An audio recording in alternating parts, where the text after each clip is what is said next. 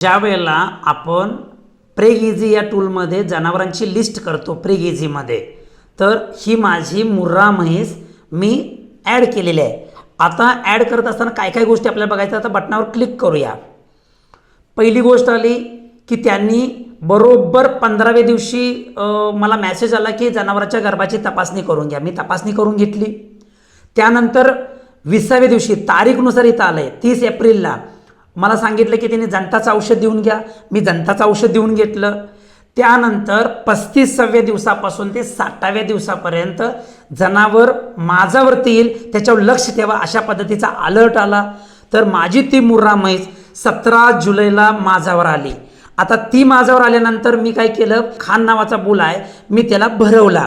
आता भरवल्यानंतर तिला 21व्या दिवशी ती परत माझ्यावर येण्यासाठी मला याच्या ठिकाणी आता खाली बघा ह्या स्क्रीनवर काय आलंय, अलर्ट अजून आला नाही. का आला नाही तर अजून तिला 21 दिवस झालेले नाहीत. तर मला इथं तारीख पण आले 7 ऑगस्ट दिवशी काय करायचं आहे, आपल्याला याला 21 दिवस होणार आहे.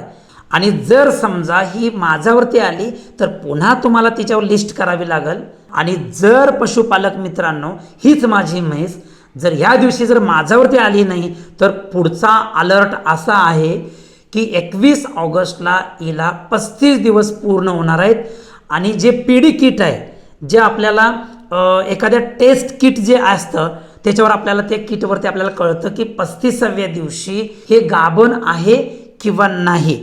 ज्या वेळेला आपण तपासणार आहे, आता समजा एखादी माझी म्हस आता जर गाभण राहिली तर मी काय करणार, तिची पक्की नोंद करून ठेवणार.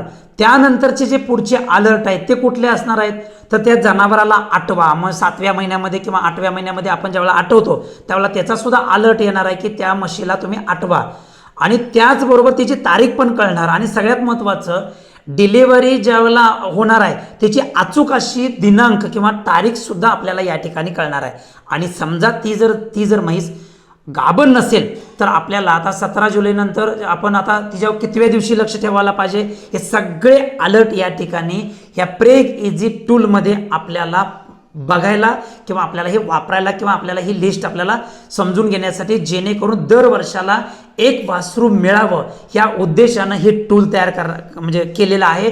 प्रत्येक पशुपालकानं ब्रीडिंगो नावाची ॲप डाउनलोड करून घ्यायचे आहे आणि अशा प्रकारचे टूल तुम्ही तुमच्या गोट्यामध्ये प्रत्येक जनावराला वापरायचं आहे.